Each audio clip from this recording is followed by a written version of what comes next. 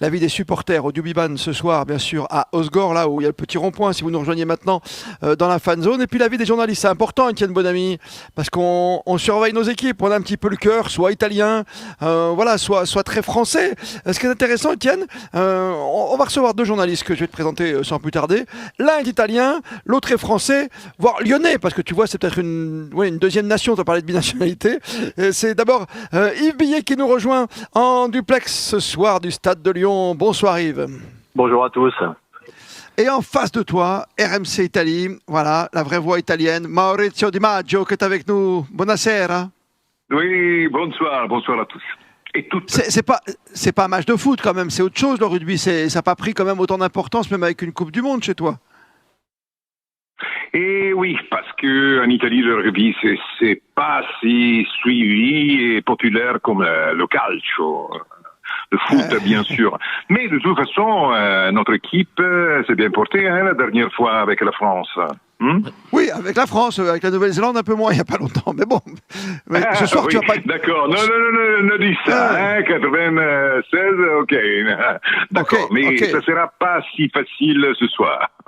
C'est pas facile ce soir parce qu'il y a un public, il y a une ambiance. Et Lyon attend ce match. Yves Billet, toi au Progrès, pour vous c'est une vraie fête, c'est une vraie... Est-ce que c'est un huitième de finale virtuel quelque part ? Tout à fait. De toute façon, le perdant est éliminé. Donc, c'est vraiment un huitième de finale. C'est même pas virtuel, c'est un huitième de finale. C'est le début de la phase finale pour l'équipe de France. Et mais comment peut-on perdre également. On peut pas imaginer perdre. On peut pas imaginer perdre ce soir face à la Squadra Azzurra. On peut tout imaginer avec le rugby. Le ballon, n'oubliez pas, le ballon est ovale et ses rebonds sont des fois insaisissables. Et un fait de jeu, d'entrée de jeu, un carton rouge, tout peut arriver. Et après, cette équipe italienne, c'est une bête blessée, n'oubliez pas, et a quand même de la qualité. C'est vrai qu'elle est pas mal handicapée devant, elle est fragilisée dans son 5 de devant notamment, mais elle a vraiment des cannes derrière. Il y a le petit ange derrière, évidemment, qu'on connaît bien à Toulouse. Mais Maurizio, cette équipe italienne, quand elle chante l'hymne, dans quelques instants, ça va être l'hymne national, on a l'impression qu'elle a investi quand même d'une mission, façon les plus grands gardiens. Tu t'en souviens, les yeux des gardiens italiens à chaque fois. Hein. Oui. Avec Buffon. Bon, c'est toujours investi d'une... Oui, c'est toujours investi d'une mission internationale de bien figurer, je veux dire. Bon, le sentiment, c'est que ça sera très très difficile de remporter la partie et le match et de rentrer dans l'écart. De toute façon, le but, ce serait vraiment honorable d'arriver à perdre avec beaucoup d'orgueil et, par exemple, prendre le point de bonus. C'est-à-dire rester moins de 7, un truc comme bien ça. Bien sûr. T'as le sentiment, Maurizio, que cette équipe aujourd'hui, elle est aimée en Italie, qu'elle progresse au fur et à mesure du tournoi Destination, notamment ? Quel progrès j'espère qu'il... Oui. D'après nous, oui, sûrement la nation suive avec attention la nationale parce que en rugby aussi, on l'a vu dans les 6 nations, on a meilleur. Mais je me rappelle quelques années, j'étais à Dublin pour voir une Irlande Italie et c'était l'horreur parce que après les premiers 10 minutes, ils ont vraiment travolto l'équipe italienne. Travolto, ça veut dire quoi, travolto? Travolto, débordé. Ah, débordé, d'accord. Mais pour quelque chose comme 50-10, on essayera de bien figurer et de rester dans un bon match, de faire un bon match et porter à la maison au moins le point de bonus. Allez, au moins le point de bonus. On te remercie, Maurizio, d'avoir été avec nous. On va conclure, Étienne Bonamy, avec le Progrès que tu connais bien. Lyon, c'est quasiment ta région, tu vois, quelque part.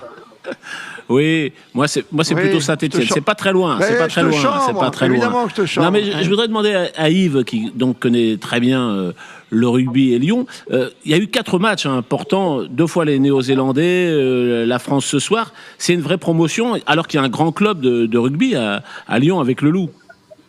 Mais, la région lyonnaise est une terre de rugby. On a un club phare qui est le Loup, qui est maintenant en top 14 depuis 8 ans. Mais tout autour de Lyon, il y a beaucoup de football, évidemment. Mais le rugby, vous allez dans des communes, il y a des endroits, il y a que des poteaux de rugby, il n'y a pas des poteaux, il n'y a pas des cages de football. Ouais. Et c'est quand même une culture. Elle est moins connue que la culture du Sud-Ouest.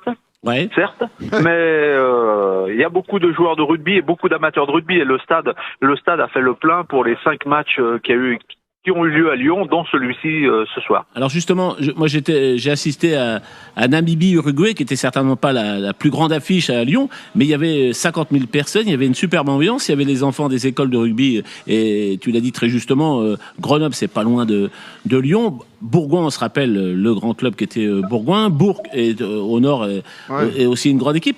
Tout ce côté-là, est-ce que un jour on va voir le Loup? Alors là, je sors un peu de l'équipe de France, mais est-ce que porté par cette métropole, par ce public et puis ce réservoir de joueurs, est-ce qu'on peut imaginer que le Loup devienne prochainement une équipe majeure à faire régulièrement les phases finales et puis jouer le titre un jour?